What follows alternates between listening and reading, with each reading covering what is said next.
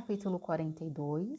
Como trataram os prisioneiros durante a sua viagem de volta? O lugar onde os tupiniquins foram aprisionados estava a 2 boas milhas distante da costa. Remávamos então, tão depressa quando podíamos, de volta para a terra, a fim de acamparmos novamente no mesmo sítio que a noite passada. Pela tarde, pouco antes do pôr do sol, chegamos à terra, em Maembipe. Levou aí cada um seu prisioneiro para sua cabana. Aqueles que estavam muito feridos foram arrastados à praia, mortos imediatamente e cortados em pedaços, segundo o seu costume, assando-se então a carne. Entre os que foram assados nessa noite encontravam-se 2 mamelucos que eram cristãos. Um deles era um português por nome Jorge Ferreira, filho de um capitão que o havia tido de uma Índia. O outro chamava-se Jerônimo. Havia capturado este um selvagem chamado Paraguá, que morava comigo numa cabana. Paraguá assou Jerônimo durante a noite, a um passo mais ou menos da minha cama. Jerônimo, que o Deus o tenha, era parente próximo de Diogo Braga. Quando os selvagens acamparam naquela mesma noite, fui à choça em que mantinham os 2 irmãos, para falar-lhe, pois já eram bons amigos meus do tempo em que fui aprisionado em Bertioga. Perguntaram-me se também seriam comidos. Disse que deviam entregar isto à vontade do Pai Celeste e do querido Filho Jesus Cristo, que tinha sido crucificado por causa dos nossos pecados e em cuja nome tínhamos sido batizados. Creio nele, tenha-me salvargado há muito tempo entre os selvagens e devemos contentar-nos com o que Deus nos destina. Assim discursei eu. Mais tarde, me perguntaram os 2 irmãos o que se passava com seu primo Jerônimo. Disse-lhes que estava sobre o fogo, assando, e que tinha eu visto como se devorava um pedaço do filho do capitão Ferreira. Choraram então, consolei-o, porém, dizendo-lhes que sabiam bem que eu já estava mais ou menos 8 meses entre os índios e Deus me havia preservado. O mesmo fará ele convosco. Tende confiança nele. E acrescentei: deveras, tudo isto deve abalar-me mais do que a vós, pois sou de uma terra estrangeira e não estou habituado aos medonhos costumes desta gente. Vós, porém, aqui nasceste e fostes criados. Sim, disseram eles. Eu havia endurecido tanto nesta provocação que não mais me comovia. Quando assim nos entrenteamos, ordenaram-me os índios que deixasse os irmãos e fosse para minha choça. Perguntaram-me o que tinha para dizer-lhes durante tanto tempo. Penalizou-me que tivesse de abandonar os 2. Recomendei-lhe que se entregasse inteiramente à vontade de Deus. Já conheciam a miséria que existia neste vale de lágrimas.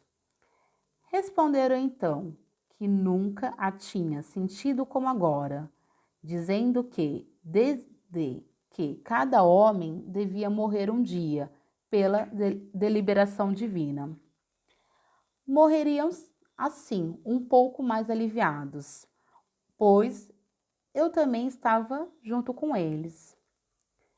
Saí então da cabana e andei por todo o acampamento, olhando os prisioneiros. E é só. Ninguém prestava atenção.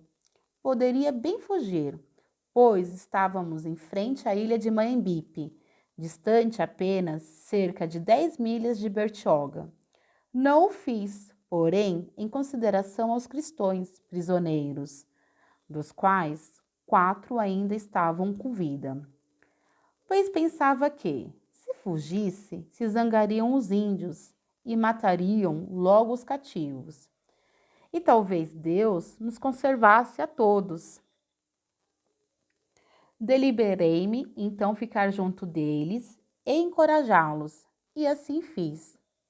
Estava, portanto, os selvagens bem intencionados para comigo, pois eu lhes havia profetizado, por acaso, dizendo que os inimigos viriam ao nosso encontro. Quando isto aconteceu, disseram que eu era melhor profeta do que seus maracás.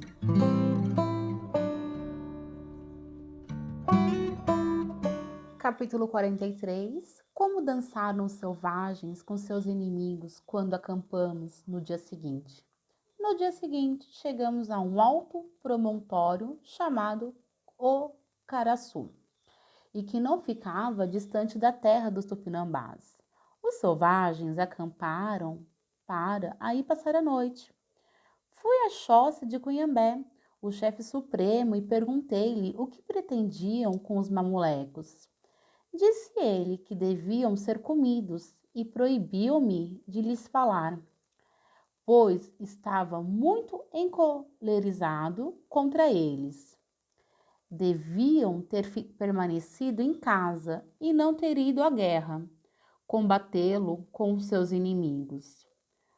Como lhe pedisse que devia deixá-los viver e entregá-los aos seus amigos contra resgate, respondeu que deviam ser comidos.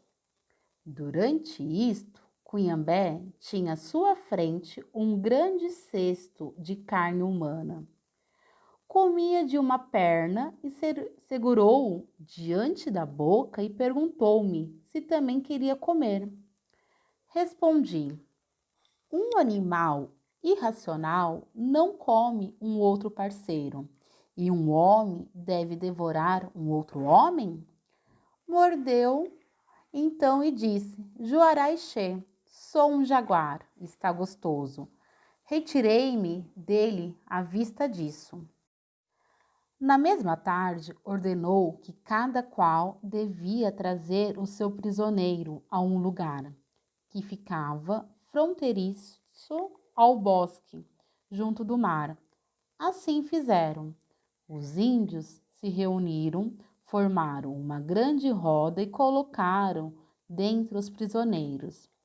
Estes deviam todos juntos cantar e matrequear com os ídolos, os maracás.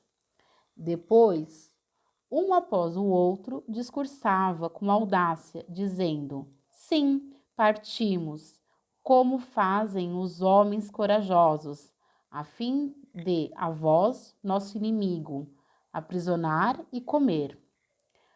Mas então tiveste a supremacia, nos capturaste.